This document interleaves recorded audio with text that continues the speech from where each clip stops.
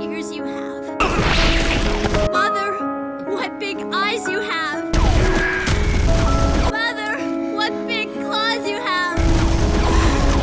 Mother, what big teeth you have.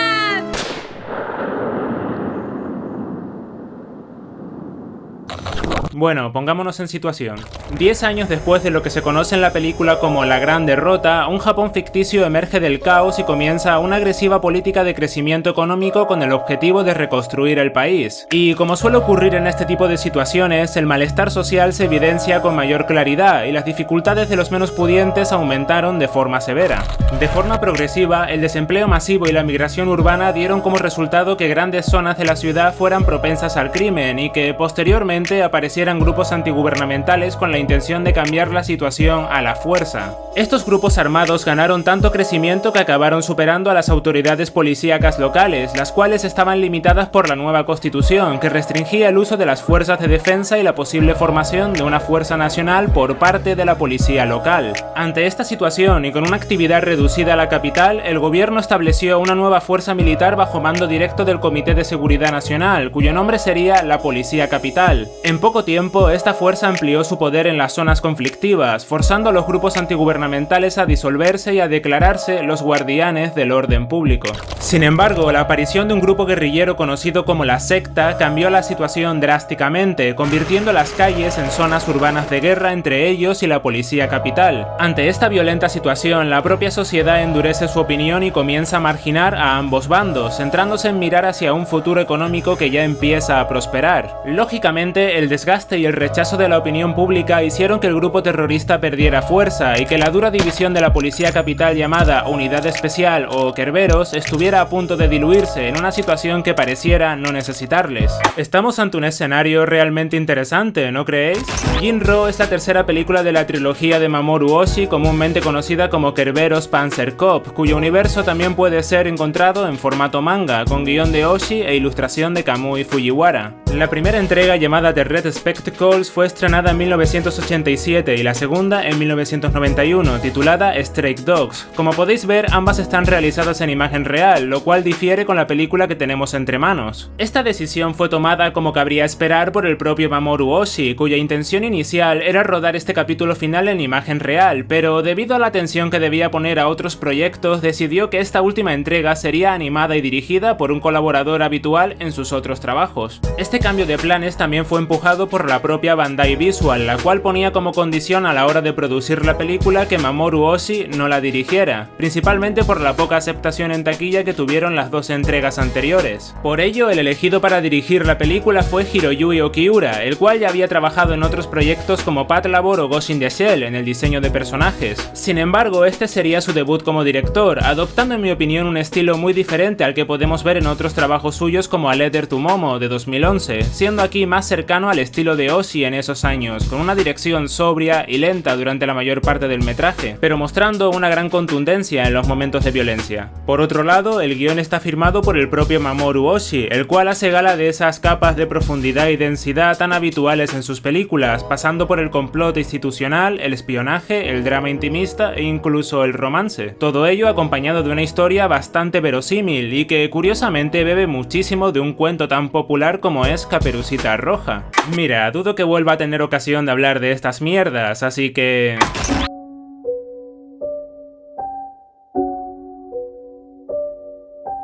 Los orígenes de este popular cuento son bastante curiosos. Normalmente Charles Perrault es considerado su creador, principalmente por ser el primero en incluirlo en un volumen de cuentos infantiles en 1967. Pero por otro lado, otras fuentes indican que su origen es asiático y otras que se remonta a un antiguo poema belga, donde se comparten elementos similares. Aunque recientemente el antropólogo Jamie Derany, mediante un método llamado filogenia, indica que el cuento tuvo origen en algún punto entre Europa y Oriente Medio. Por otro lado, normalmente conocemos las dos versiones populares de la historia, ambos siguen una estructura similar, pero el resultado final es drásticamente diferente. Por un lado, Charles Perrault pone fin a la historia cuando el lobo devora a Caperucita, pero en la versión de los hermanos Grimm, un leñador acaba salvando a la abuela y a la protagonista. La cosa no queda ahí, hay otras muchas versiones dependiendo de la procedencia. Por ejemplo, en Irán el protagonista es un chico, en África el villano es un zorro o una hiena, y en algunas zonas de Asia es un felino. Incluso hay una versión llamada Los 7 caballeros cabritillos que sigue una estructura similar, pero donde efectivamente no aparecen personas, sino cabras. Pero a pesar de todo esto, la moraleja es la misma independientemente de la versión, y tienen la peculiaridad de mostrar a un villano que se disfraza de un ser querido para conseguir sus planes. Nos habla sobre las apariencias, sobre que en nuestro caso las personas no son siempre lo que parecen ser, y obviamente algo que tampoco cambia son los roles. El lobo siempre es el villano y Caperucita siempre es la víctima. Ah, por cierto, a estas alturas doy por sentado que has visto Jin-Roh, así que hablaré sin preocuparme por los spoilers.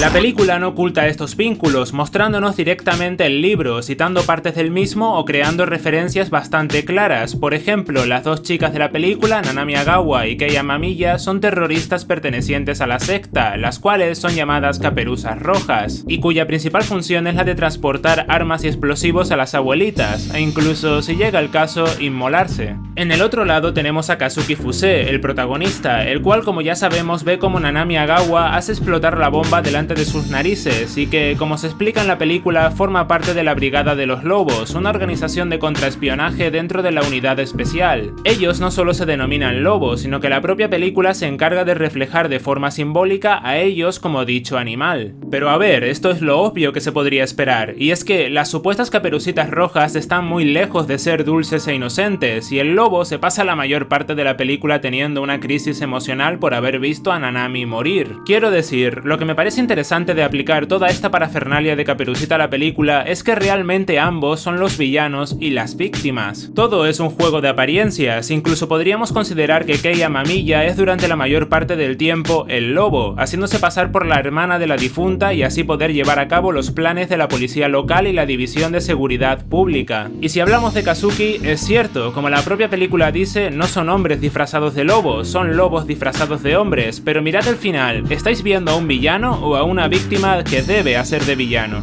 Jin-Roh, por lo que tengo entendido literalmente hombre lobo en japonés, difumina las líneas de víctimas y villanos hasta tal punto que ambas acaban superponiéndose, o en otras palabras, no los hay de un modo obvio. Sin embargo, lo que tenemos es a personas que buscan pertenecer, al igual que Caperucita tendría refugio en casa de su abuela, los dos protagonistas consiguen refugiarse el uno en el otro, pero finalmente sus roles son inevitables, el lobo debe ser el villano y Caperucita debe ser la víctima. Y sí, reconozco que me baso en lo que me hace sentir, pero hay un cierto aire de autoconciencia en este momento, ¿no creéis? Y esta es solo una de las capas en las que se puede profundizar. Kei busca escapar de la situación, ser libre, y cuando consigue refugiarse en Kazuki y la situación se viene abajo, expresa sus sentimientos de forma demoledora. Y con el protagonista ocurre igual, realmente busca pertenecer a algo, sentirse refugiado en su manada, la cual ya sabéis cuál es y permanece fiel a ella, pero también consigue refugiarse en Kei. Pero el villano no puede juntarse con la víctima, aunque los dos sean ambas cosas. De forma externa hay otros aparentes villanos, por ejemplo Emmy, un buen amigo de Kazuki al cual traiciona, o la propia conspiración en sí misma. Pero pensémoslo bien, la policía local y la división de seguridad pública realizan dichos movimientos por algo, porque la unidad especial es peligrosa y sus métodos brutales. Ya no hay sitios para ellos, ni curiosamente para la secta. Y sí, realmente utilizan a una terrorista para conseguir sus planes, pero personalmente no puedo percibirlos como villanos absolutos. Al final, todos son villanos y todos son víctimas de un modo u otro. El lobo no puede juntarse con una humana ya que inevitablemente la manada acabaría devorándola. Y aunque la película deshumanice con las armaduras, los ojos rojos y los movimientos robóticos y desapasionados que ejecutan al llevar una MG-42, finalmente nos revelan a una persona que aprieta los dientes antes de matar a la otra, y de la que nos muestra su sufrimiento durante todo el tramo central y final. La película te deja con ese pensamiento frío y seco, con una clara derrota, no de los planes de la brigada, ya que estos aparentemente salen bien, pero su importancia acaba difuminándose tanto que acaba siendo una derrota para las personas. Kazuki se niega al principio de la película a ser un lobo y matar a Caperucita, pero finalmente acaba matando a la otra. Y como dice Handa, aunque un lobo se disfrace de hombre, siempre sigue siendo un lobo, y como es sabido, el hombre es un lobo para el hombre. Bueno, ya voy parando, que ya sabéis cómo soy con estas cosas. Jinro es una película que, a pesar de ser compleja en algunos sentidos, se muestra de forma transparente ante el espectador. Compleja en los temas que elige tratar y la forma en la que los une. Pasamos de los conflictos ideológicos o existenciales al complot institucional, mientras que de forma natural se desarrolla una trama romántica que se vincula con los conflictos de los protagonistas. Todo esto unido a la constante presencia, tanto a nivel referencial como simbólica, del cuento anteriormente mencionado. Pero lo mejor de todo esto es que estas tramas están vinculadas de un modo natural y coherente, ninguna sobra, y todas construyen esa imperfecta pero sólida historia tanto a nivel psicológico como sustancial que tenemos entre manos. Sin embargo, puede resultar difícil absorber todo lo que la película aborda si no se le presta una especial atención a las conversaciones. No es que sean ambiguas ni mucho menos, pero digamos que no tratan al espectador como a un idiota. Esto es debido principalmente al lenguaje utilizado, el cual es maduro y mínimamente técnico en ocasiones, y por otro lado las referencias al propio contexto de la historia, es decir, tenemos que comprender las diferentes policías y divisiones que hay, así como los planes de todas ellas para con la unidad especial. Pero como digo, nada es demasiado ambiguo, además emplea muchos minutos de metraje a introducir al espectador en ella, así como exponer directamente gran parte de la información de los planes o los propios acontecimientos. Una vez que comprendes todo lo que ocurre en la historia, te encuentras con una película sólida e inteligente, a la par que sobria e impactante, con mucho que extraer en todos los niveles, más allá de lo que yo ya he comentado.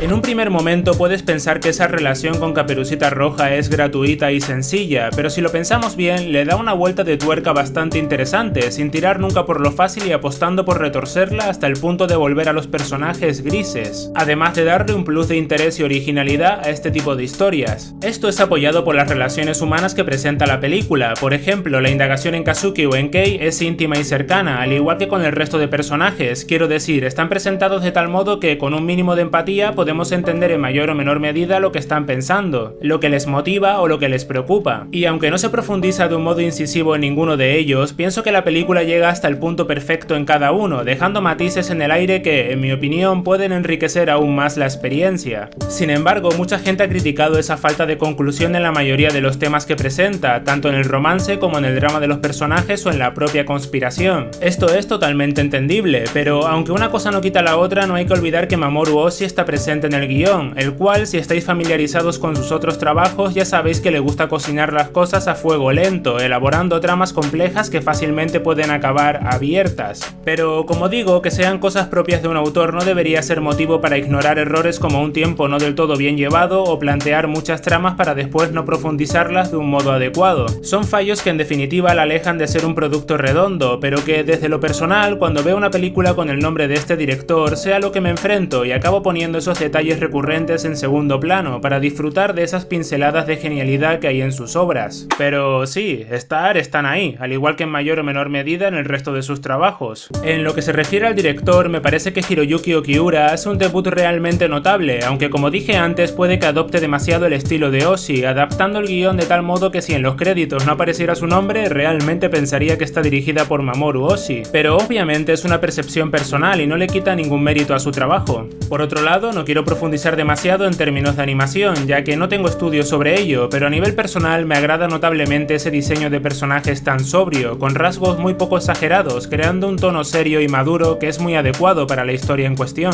Igual de sobria y sutil es la banda sonora compuesta por Hajime Mizoguchi, el cual compone temas que nunca se ponen por encima de la imagen, pero que se complementa de un modo extraordinario. En algunos momentos tiene cierto protagonismo, en otras adhiere de forma natural, elevando suavemente la imagen, pero siempre respetando el tono pausado de esta. Un trabajo excelente y muy bien adecuado a la propuesta, en mi opinión.